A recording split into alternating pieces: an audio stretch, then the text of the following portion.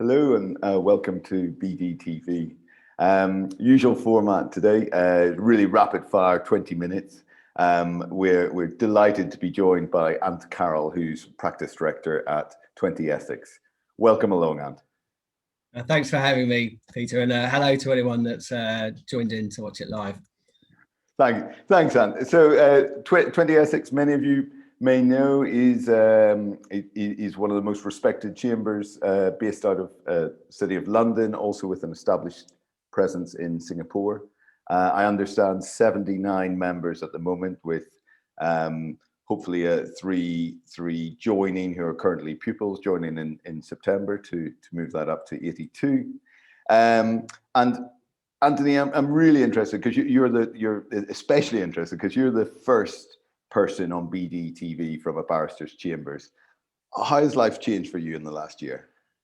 Where do you start? I mean, positives. I think myself and the team, we've all learned new skills, particularly for barristers around remote hearings, conducting them virtually, the e-bundling technology. From my side in particular, how we are interacting. The last 18 months.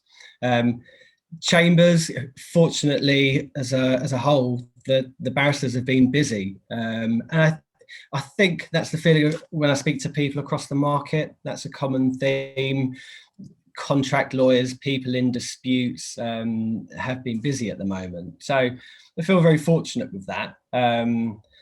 Other changes, obviously flexible working. And I think really it's given us a chance to prove to clients, both barristers and practice managers, that the level of service maintains for the clients. And it hasn't stopped just because we've been working from home much more now. Yeah. So are you finding the actual building at 20 Essex is being used as much as it was?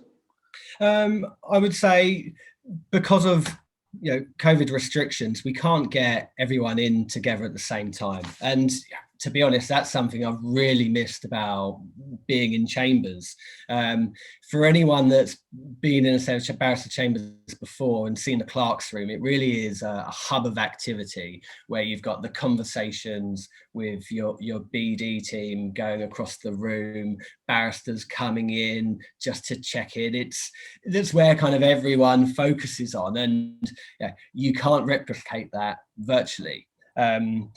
So there has been an increase of barristers coming in now, particularly when they have hearings. So one of the things we've done with, I suppose, we've had an increase on budget, and so we've invested more in our technology. So we have meeting rooms in chambers that traditionally would be for meeting rooms, but we're readapting the room set up, getting better technology, turn them into virtual hearing suites. So better screens, better connectivity. So much more barristers would rather do a hearing in chambers where the tech is trusted, where perhaps sometimes it could be more of a risk from home. I mean, we've certainly made, fortunately, savings through, we are probably doing more client and marketing activity than ever, but we don't have the associated costs with it, where we've saved on air travel, rail travel, venue hire, catering. So rather than have that sit there, we've used it to think, right, well, what should we change about our facilities, and just to make sure that we can just offer a higher level of service to clients.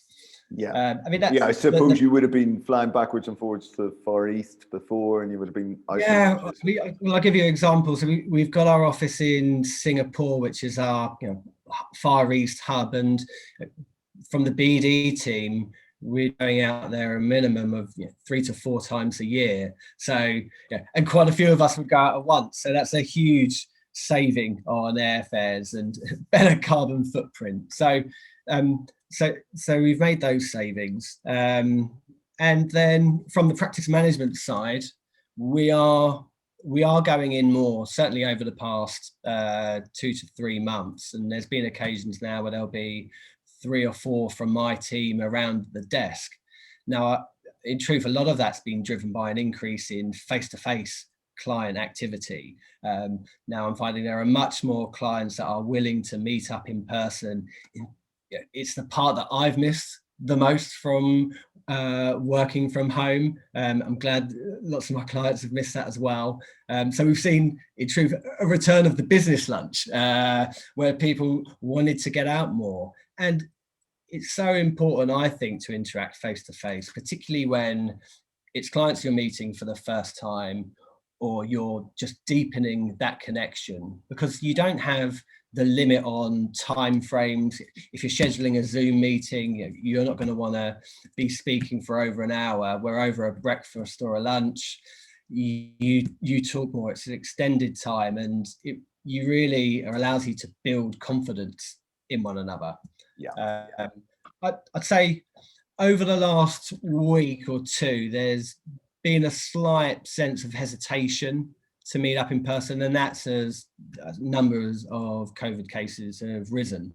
And I think not just the risk of catching COVID, I think people are concerned about the risk of being pinged and being told to isolate for 5 days. Some people are going to in-person hearings. I would say some people are more concerned about having to cancel holiday plans, which people have in the diary at the moment. Yeah. So do they want to go out in a public place a week or two before and risk being told to isolate? So I say probably not. I suspect that will then change again once we get to August. Yes, I absolutely get that. I can't face another cheese sandwich at my desk. But at the same time, like many people, and I know you've recently had a second child, I think lots of people with young families or partners who are hoping to get away or don't want to be that person who blows that all up by getting pinged. It's been we talk about family and holidays and so on, and it's been a time over the last 16 months for a lot of people to reflect and recalibrate. And I'm going to ask you a bit about that in a moment. But before we do, if I may launch the poll today, and it's on a related theme. It's saying, for those of you who are watching a recording of this, the question we're asking is, do you think the pandemic will increase lateral moves within the professions? And this, I don't want to give too much away before people have had the chance to vote, but this has been something I'm hearing discussed, both in terms of the pull between London and the regions, and also people having a chance to look up from their desk or look up from their computer and think, am I absolutely in the right place to suit me? And then on the flip side, a reticence by some who think, God, there's so much going on at the moment. There's so much uncertainty. Better I stick to what I know. I'm going to end the poll just in a moment, because there's an absolutely resounding answer coming back, and that is, if I can share it with you here, and I'd be really interested to hear your thoughts on it. Absolutely, almost 90% of people saying it's giving people space and time to reflect and act. Only nobody saying the opposite, and one say, well, actually, there's a marginal difference. Now, Chambers life can be all consuming. Have you seen people not necessarily moving out of Chambers, but have you seen people taking time to think about the balance they've got and maybe making life changes? Yeah, I mean, that result doesn't surprise me, and it's definitely the feeling that I've had in the market. Something that I've certainly seen an increase is barristers moving sets of chambers. I mean, it's slowly increased over the past few years, but I think the pandemic has certainly accelerated that. And 20 Essex have benefited from that. During the lockdowns, we've had 2 QCs join us.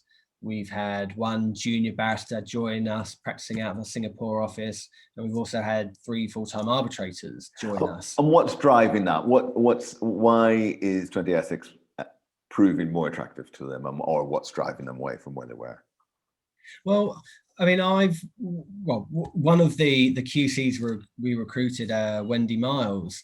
So she came from private practice, and I'm seeing a lot more people coming from law firms wanting to move to the bar. For some people, it's the freedom to act for clients where they won't have conflicts, which could be an issue that they had with the law firms.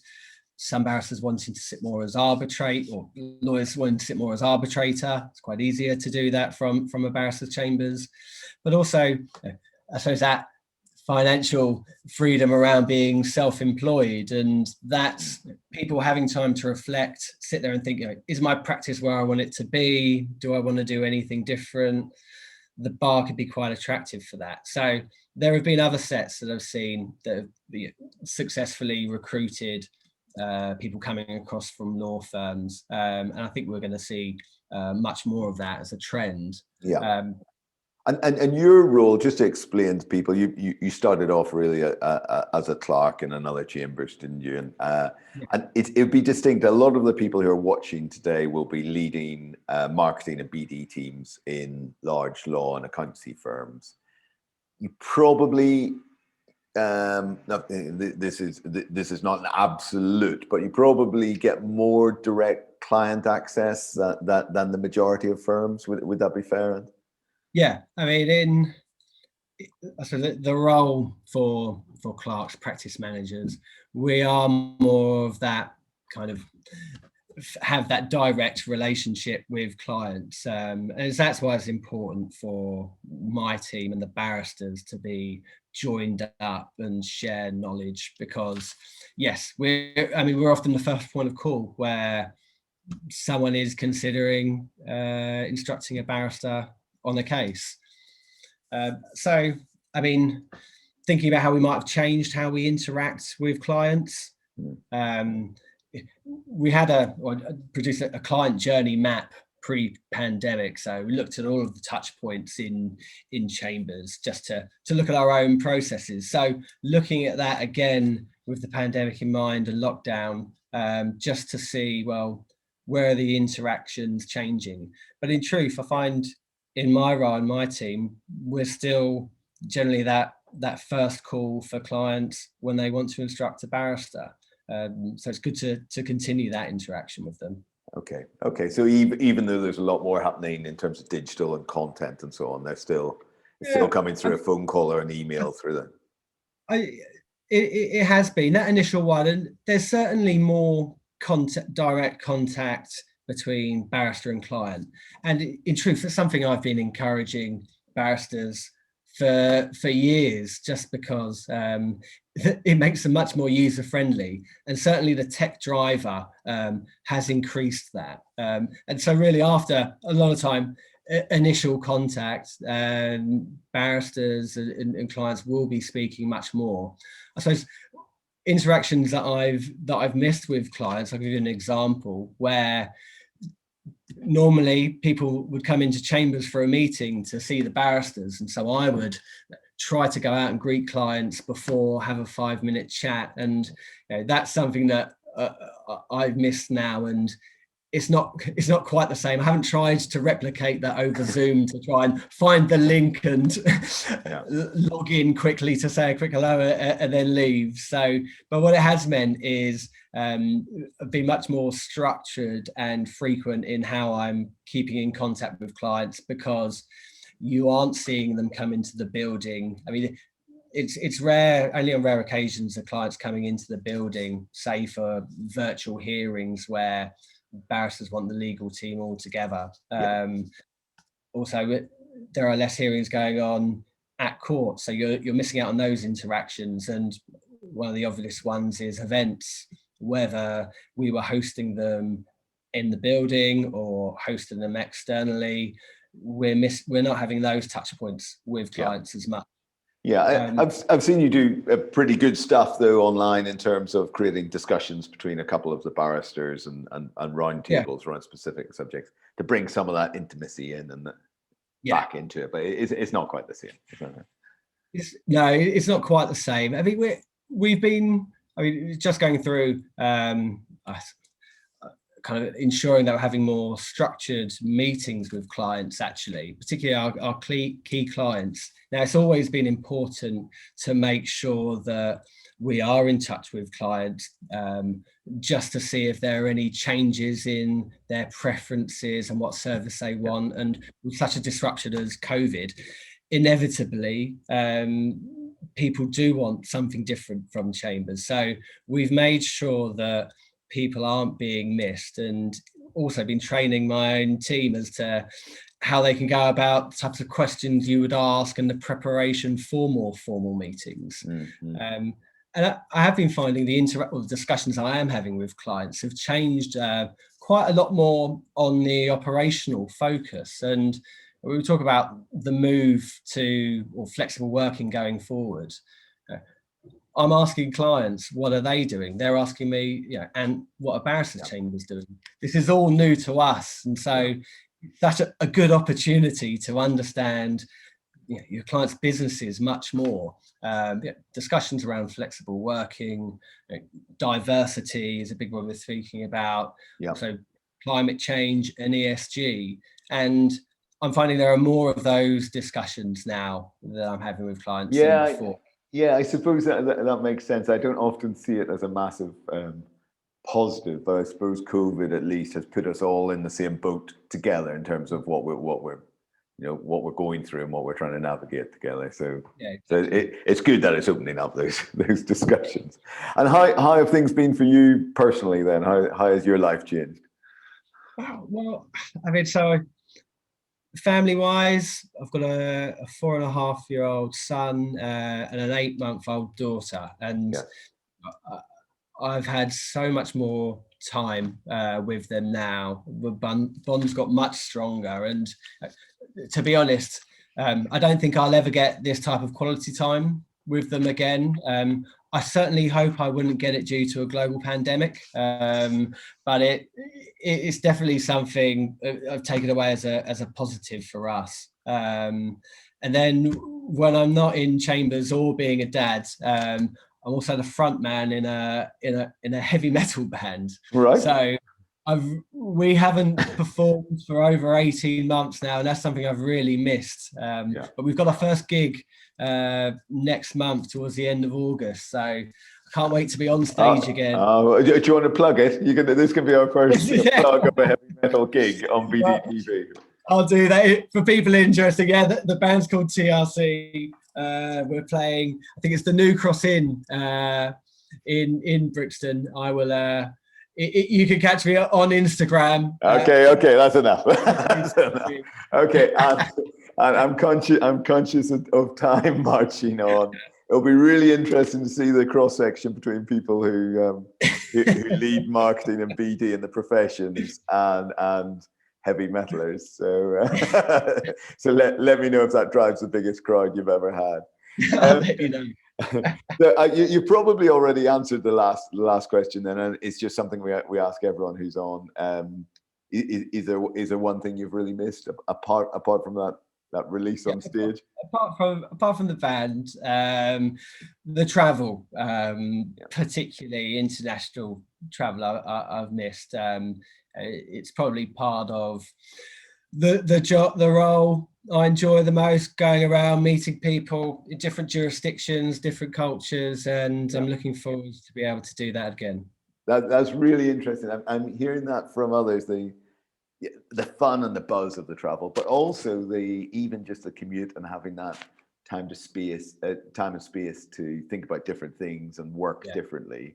People are having to build that into their lives now in new ways. So it's really interesting to hear you say that. And it's been an absolute pleasure to have you on BDTV. Thanks very much. For anyone watching this now, we're going to take a break for August, and we'll be back live on your screens 3rd Thursday of September. Have a lovely summer. Look forward to speaking then. Take care, and cheers.